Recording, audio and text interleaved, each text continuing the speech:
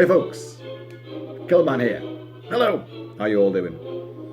Now, do you recall I promised that I was going to do some fantasy movie reviews from a particular halcyon time of that genre really being sort of at the forefront of cinema? Got a bit of a shot in the arm. Late 70s, early 80s was an absolute zeitgeist for sword and sorcery. Brawny, muscle-bound guys with great big swords, magic, damsels in distress, dragons, sorcerers, yeah, you know, this sort of thing. Conan, dragon slayers, all sorts of things. Heroic daring do. So, I'm going to start off with one of my absolute favourites. This music is playing behind us now, and this film came out in 1982. It was by director Albert Pyun. It was his first movie. He's from Hawaii, and he's a top bloke. He can work wonders with extreme low budgets, as this film would aptly prove. The Sword and the Sorcerer. Yes, come on now. Some of you guys out there know this. It's just great fun. It's so OTT, so independent, low budget, excess. It's got everything you want from the genre. Nudity, swords aplenty, faces cleaved in two, demonic sorcerers, you know, vicious villainy, scenery chewing, and some proper old school practical prosthetic effects as well. And a rip-roaring rousing score from David Whitaker, as you can hear right now, the main theme. Awesomeness. Now, the reason why this film kind of got rushed out, we'd had a slew of fantasy films even before 82. The likes of Dragon Slayer from Disney's Darkest Hour, an awesome film, I'm going to cover that too. We've had the knockoff sort of fantasy Lord of the Rings with Hawk the Slayer from Britain in 1980. And long mooted was Conan the Barbarian. They've been trying to get this film off the ground for what seemed like an entire legendary Hyborian age. They've been trying to get this film made. Finally, John Milius got a script. Oliver Stone had worked on it. John Milius took it on board. They got Arnold Schwarzenegger, and Conan was coming out, and it came out in 82. Albert Pyun and his writers knew the film was on the way, and they rushed into production this little mini classic, which was purely a Conan style, you know, brawny beefcake barbarian hero, you know, who doesn't give a shit. He's just basically a sort of a legend, mythical version of James Bond. This guy will go into any realm, do whatever takes his fancy, bed any wench, you know, he'll save the day, but he gets what he wants at the end of every single day. He'll go through hell, but he doesn't really care. He just lives for adventure and women. And my God, he's awesome. So the story is nothing new. Titus Cromwell. I mean, there's some great but kind of obvious names in this. Titus Cromwell, played by the ever villainous Richard Lynch. He was awesome in a lot of stuff, you know. He wants to overthrow this kingdom. His army is rampaged across the land, but one kingdom remains, the kingdom of Adan, the peace-loving kingdom of Adan. It's also the wealthiest. So he knows he can't take this kingdom without some kind of supernatural aid. So he journeys to the furthest corner of the world and ends up on this rocky cove, the bleakest corner, the furthest edge of the known world. Actually, a little patch of Californian beach with a big cliff on it. Stormy. And inside this beach cave, there is the slumbering, thought long dead remains of Xusia, of Delos, who was a demon sorcerer, in a crypt full of blood, encrusted with faces writhing in agony all the way around this sarcophagus. Him and a couple of his henchmen, and this devilish sort of witch who can perform an incantation to bring Xusia back to life, then reenact this ritual. And in a great moment, all these faces that are like lined around this coffin, this sarcophagus, come to life in various states of torment and agony, blood dripping from them, and by flaming torchlight you see them, and it's a really wonderful effect. But the witch does bring back Xusia to life, and he rises, reptilian looking and very, horrible, slime covered and drenched in this, bathed in this red light, depicting the blood and gore that he was bathing in. You know, "What would thou bid of me?" And Titus says, like, "I'm going to bring you back to life. I'm going to give you your life, and you're going to help me overthrow the kingdom of Aedan. What do I get in return?" "Your life's enough for you, you worm," says Titus' stupid, idiotic henchman. "How do you even know you can do what you say you can do? How do you know you can help us?" And like, this witch has been licking his fingertips, you know, my master. And he turns around to her, and he has, like, remember E.T.'s glowing finger? Well, this guy's got 5 of them, and they're like demonic claws. "No, my master, no, I live here to serve you." And he throws her about 40 feet back through the cave. But he ain't finished with her just yet. Suddenly she arches up, and we hear this horrible bone-crunching, cracking noise, and then next thing, her heart leaps out of her chest as Xusia catches it, like that in his hand, and he turns around and says, "Thou can see my art is powerful," throws it down. And so begins The Sword and the Sorcerer. Titus Cromwell uses Xusia and his magic to overthrow the kingdom of Aedan, to wipe out, you know, and take over. But he knows he doesn't want... Excuse me. That's all blood from I was bathing in my sarcophagus of blood before, and I'm still choking on this stuff. And he knows he doesn't want Xusia around, and Xusia's weak. He goes, "What do you want, Titus? You know, I'm weak from conjuring," because he's just fought the biggest battle. And he goes, "Well, you really have. You've helped me so well. Have this." Stabs him, and then he pushes him over a cliff. "Ha! Out of my hair forever, you demon sorcerer, you! I don't need you now that I've got the kingdom." So then we flash forward, because what's happened? The king and the queen have been slain, and Talon, Prince Talon, has witnessed the death of his parents, and he's tried to save them but failed. He's only a teenager. He manages to kill a couple of Cromwell's men with the wicked family sword. Yes, the sword and the sorcerer. We've met the sorcerer, and now we meet the sword. In the history of the most ridiculous swords ever conceived, this has to take the absolute prize. It is a 3-bladed sword. Yep. Roxy the Wonder Dog has just arrived in time for the unveiling of the sword. It's got 3 fucking blades. But not only has it got 3, like there's the crossguard, 3 blades like that. Very heavy to wield. 3 fucking blades. Big blades. But he can fire the blades out as well. And they'll fly, you know, across quite a big space, skewering people, and, you know, what? You say you fired all 3, do you go back and then take the blades back out again? Or do you just go back to the shop and get some more spare blades? Like some kind of Wilkinson sword, razor blade sort of thing, and Gillette's Mach 3, you know? What the fuck? But it's iconic in a daft sort of way. And he's tried to take on Cromwell, failed. Years pass, and this lad, Talon, grows up into the legendary warrior, Talon, and played by Lee Horsley. Lee Horsley, who has very tight curly hair, but in this film, he has a flowing wig of hair that looks very similar to this on yours truly. He also has a look of Errol Flynn, which helps no end because it's a tale of swashbuckling and daring do. And that look really serves him well.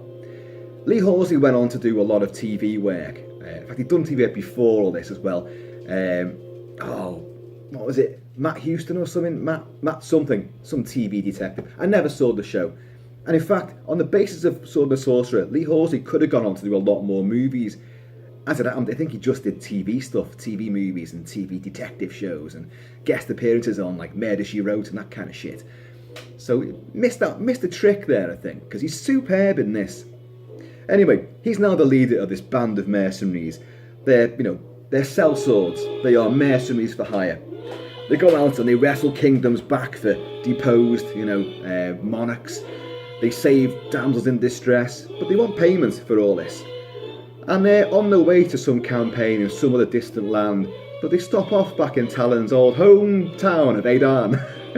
This is years later, and Cromwell, the man who killed his parents, is still obviously on the throne and commanding. And we arrive there when there's a rebellion in the process. So as Talon and his bunch arrive in a local tavern, looking for work, it's sort of temporary, on their way to this other big job. Got to do some wenching and maybe some sword play. In town with a few days to kill. And they get told, look, you've got Cromwell, who owns the city. But we've got a rebellion in the works. Prince Micah, who's played by British hook-nosed, at this time he was in a lot of stuff, Simon McCorkindale, the awesomely monarched Simon McCorkindale. And he's brilliant as Prince Micah. Now, Prince Micah, the people recognise this man as being the legitimate heir to the throne. Oh, hang on a second. Talon is the actual legitimate heir to the throne. He's the only surviving member of the royal family. But Talon never, ever mentions this. We know it, but he never says. So who's this Prince Micah then? Well, apparently he's the son of Talon's dad's chief military advisor. So that makes him fucking legitimate heir to the throne. And if he dies, then his sister, played by the lovely Kathleen Beller, who is Princess Alana, voluptuous, big-eyed, ample-bosomed, and absolutely delectable in every single way, it will fall to her. So Cromwell needs to stamp out this rebellion before it takes off. Now, Prince Micah has someone working on the inside, who is War Councillor Michele, played by George Maharis, and he's a slimy he's got a Spock hairdo and a Spock emotionless face, but very, very Leonard Nimoy looking, and he's Cromwell's chief advisor, obviously, but he's also working with Micah, or is he? He's a fucking double agent. He sets Micah up. He gets Princess Alana kidnapped by Cromwell, who wants to have her as his bride, and it all goes titty up for the rebellion. But before she gets kidnapped, Micah has been captured. And then Talon finds out about this. So he goes for a little meeting with this princess. And he says something like, look, why do you want me? Well, you're a sword for hire. Can you go and get my brother out of Cromwell's dungeon? Oh, Cromwell's dungeon. I'm just going to walk in there, aren't I, and go and rescue him from Cromwell's dungeon. Heavily defended on my Jack Jones. On his Jack Jones, because Talon has a habit of leaving his fucking men behind and just doing his own things. As his best buddy says, Prince Talon, he goes off for a joint of beef and ends up rescuing a king's daughter, because this guy just can't leave adventure alone. And his love of, pussy just gets the better of him every time. So he strikes up a bargain with the delectable Princess Alana, saying, look, I'll get your brother back. Yes, I'll help put him on the throne. Yeah. The throne that should be his, which he keeps completely forgetting to mention, because he just doesn't care really. Loves his life on the road. I'll put him back on the throne for you, but it's going to cost you 500 talents, 2,000 talents, 1,000,000 talents. No, it's not enough. I want you, he says. So for one night of passion with her, perfumed and pretty, he demands, he'll do anything. He just wants a bit of muff. And he'll risk his life for all this.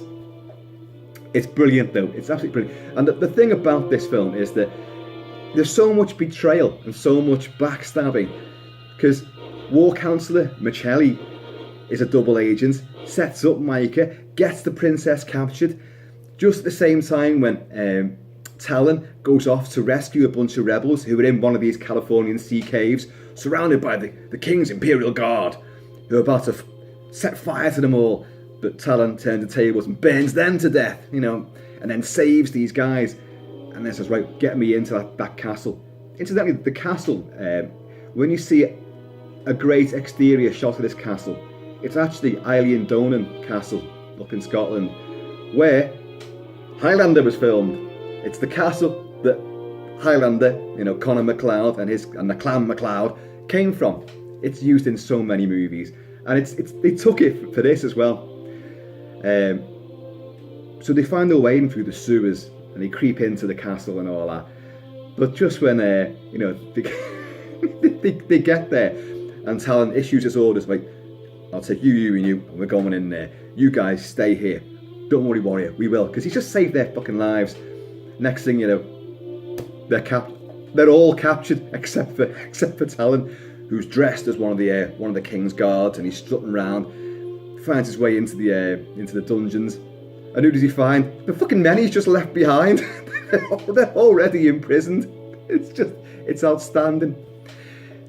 He then, they're going, warrior, is that you? Could you free us? They're going to execute us at dawn. And he goes, I should let them. Because you're fucking shit, basically. I trusted you. You're fucking useless. And you'll find this in the film, that nobody, not even Talon, is particularly brilliant at what they do. They all come a cropper. This is a film that has its tongue very firmly wedged in its cheek. It is campy, it is silly, it is OTT, but it's so brazen, swaggering fun. Talon saves Princess Alana early on. It's how he meets her, from being raped.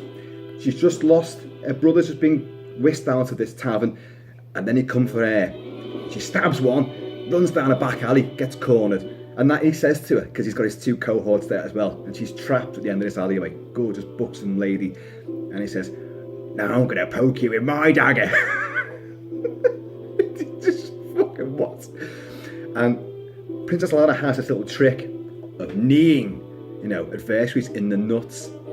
And she gets him, crunches him, he goes down. And it's like, hold her down, lads, hold her down.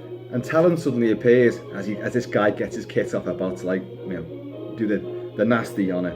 And he goes, that's a small threat. That's a very small threat. And then he takes them out and saves her, which is how this whole deal was struck up. Then she realizes he's a man of means, and he's a man that he can handle himself. And but she will keep using this knee to the groin special tactic. And when Cromwell says, yeah, Alana, do the right thing, be my bride, and you will have a life of luxury. Honour me. And she goes, I'll honour you if you honour this. Oof! And he goes, and down he goes. In the meantime, her brother is in the torture chamber, being fucking ripped up and flayed and whipped and all sorts, by 70s movie henchman demigod Robert Tessier, bald-headed.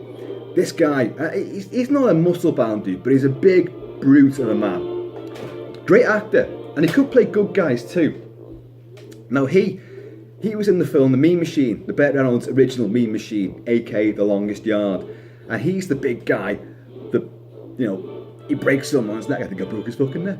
Oh no, hang on, that's Richard Keel, isn't it? That's Richard Keel. Jaws from The Spy Who Loved Me and Moonraker. Anyway, he's in that as well. I get so confused with these movies. He's also in the film The Deep, where he's a good guy in The Deep, but he has an incredibly nasty fight in a boathouse, and he gets done in. And he gets done in by a guy that will do him in this film as well. Robert Tessier plays Verdugo, who is this torturer. He's got a gorgeous woman chained up as well, and he's like, don't worry, he's firing down the blade. He goes, don't worry, little girl, it won't hurt until it hits the bone. She's like,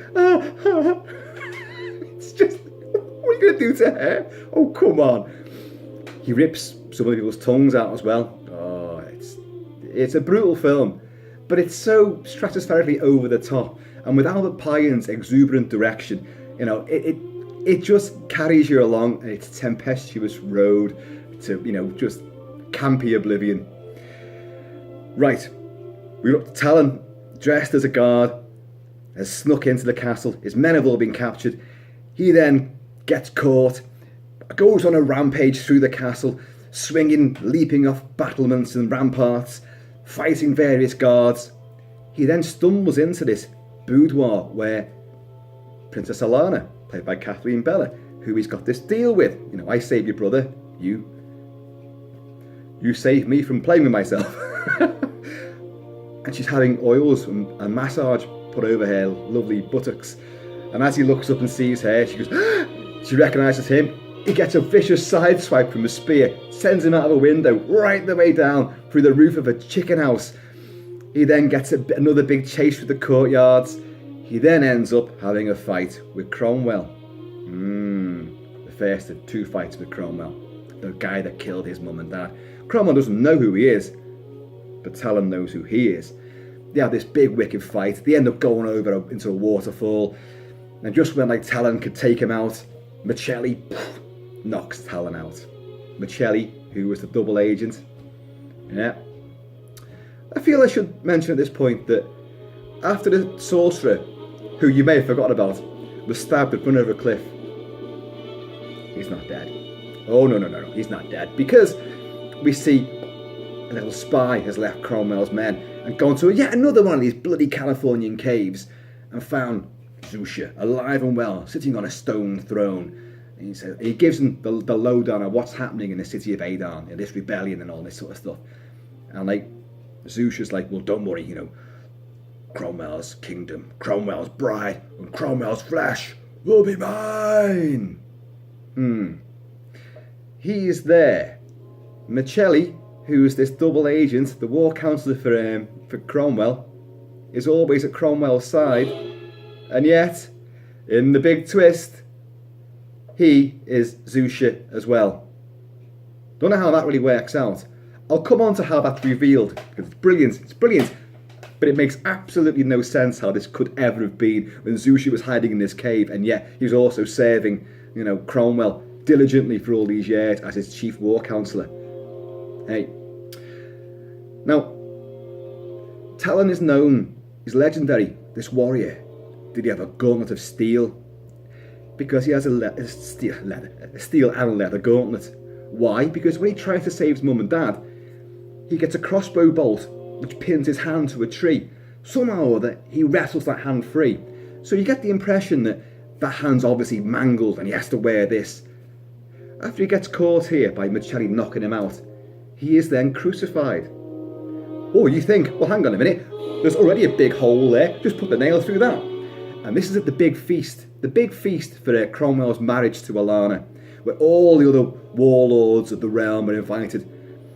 And the poor Talon is now stripped down to just a fairy thong. But Horsley looks good. He looks good. He's in shape.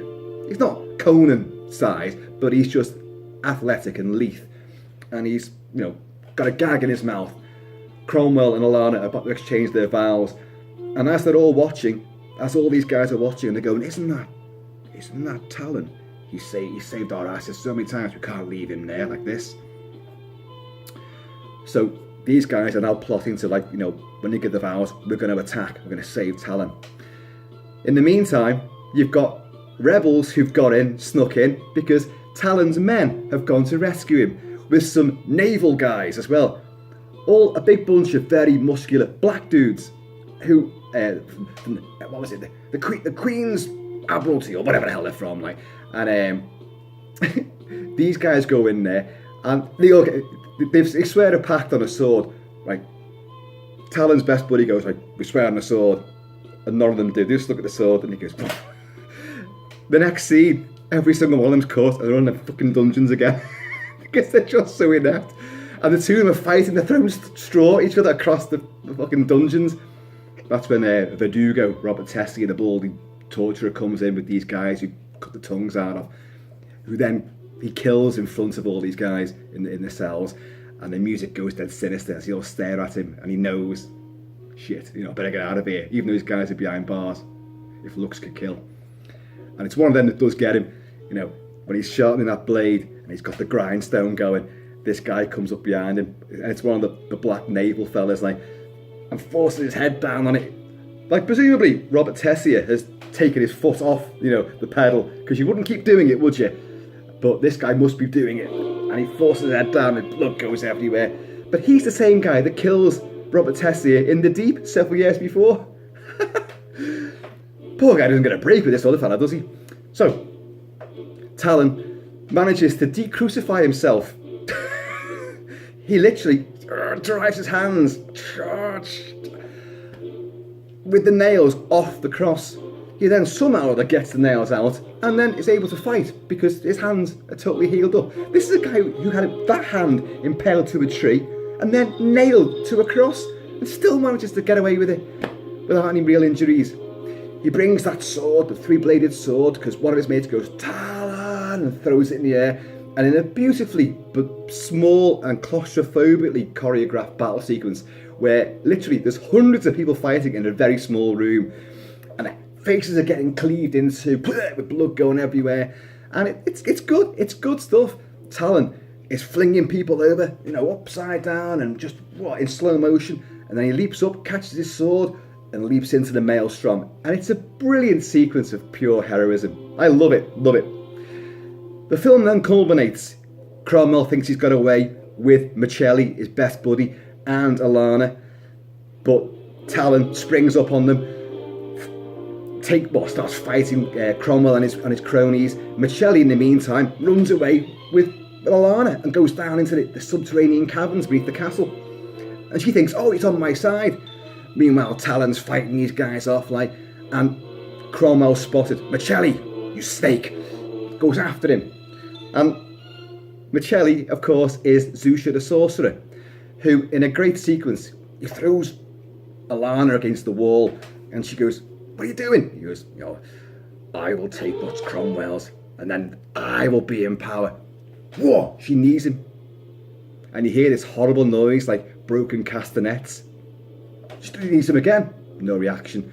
He just goes, see me, Alana, as I truly am. Rips his clothes off. And this was 82. The year before, we'd had American Werewolf and The Howling, where people are popping, prosthetics, and The Thing came out this year as well, all like latex and faces stretching and stuff. So you get a bit of that. His chest puffs out, his skin slams off his fingers to reveal talons. In a great shot, blood oozes out of his mouth, and he cracks his own face open and then tears it like that, because inside Michelli all the time was Xusia the demon. How? When he was in his fucking cave, plotting and well, he's a sorcerer. Let's just leave it at that. But what gets me is Michelli, while he's under the guise of the actor George Maharis, is lithe and athletic and, sprightly. And the minute he's taken his disguise off, he's a shambling deep reptilian demon again. Why not just stay in the disguise? It's better. Cromwell comes down, tries to fight him. He puts the fingers onto Cromwell, and then Talon comes down, and Talon says to him, Cromwell's mine. Oh no, hang on, no, got that wrong. Talon says, I have no quarrel with you, and then Xusia goes, Cromwell's mine. And he goes, now we have a quarrel. And then Xusia puts the finger glows on him, and he's like, down he goes, and it's a great sequence, which was used in the trailer, and it looked superb. He's like, and you think the heart's going to come out of him, and blood's dripping down him, and he's like, and he manages, great music played as well, gets the sword up, fires one of them blades, them silly blades, didn't have come in handy though, takes Xusia down. Next thing, he gets up and has to fight Cromwell, and all manner of blades come out, it's just wickedly good stuff. Finally, he manages to put the knife into Cromwell, and he goes, man, thou art the devil. Who are you? And he goes, I am Talon, son of Richard. In other words, yeah, I'm the rightful heir to this throne, you bastard. And Cromwell just goes, dies. In the meantime, Xusia put his power onto Alana, who tried to run off, and she's collapsed on the floor as a great big, very phallic snake wraps itself around her and rides between her thighs. Talon gets up there, picks it, decapitates the snake. Just when they're about to kiss, Xusia springs up again, gets him again with another knife, kills him finally once and for all. Talon saves the kingdom, puts Prince Micah on the throne, even though it should be his by right, gets his knight with Alana, and then, him and his men ride off, because there's more battles aplenty, there's more women to be loved, more wine to be supped, more adventures to be had, and it's superb. He doesn't give a fuck. He just doesn't care. I'm just in it for adventure.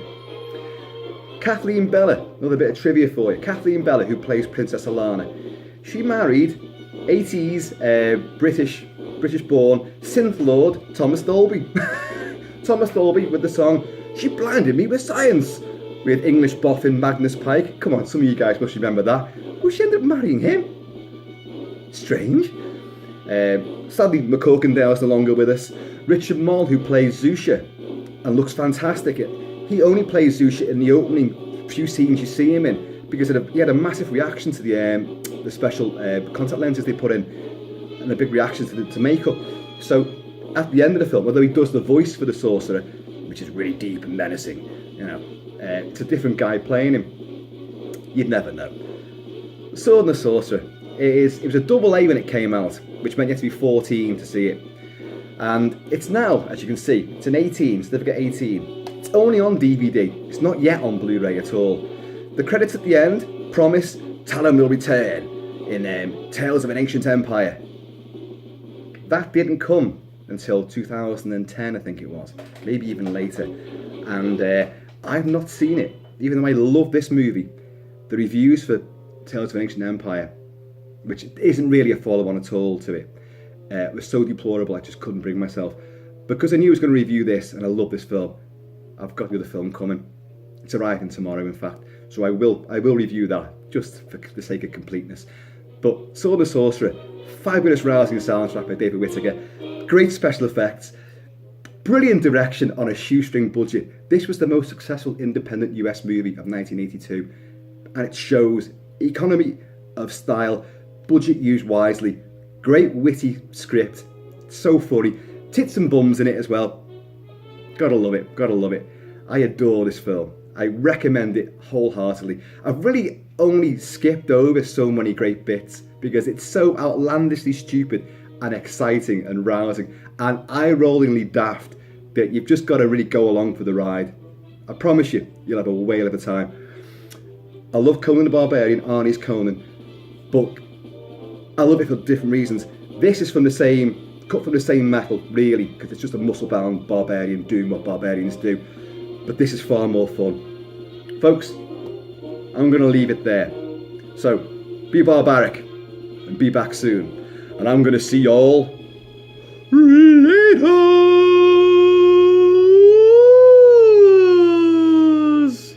Cromwell's mine.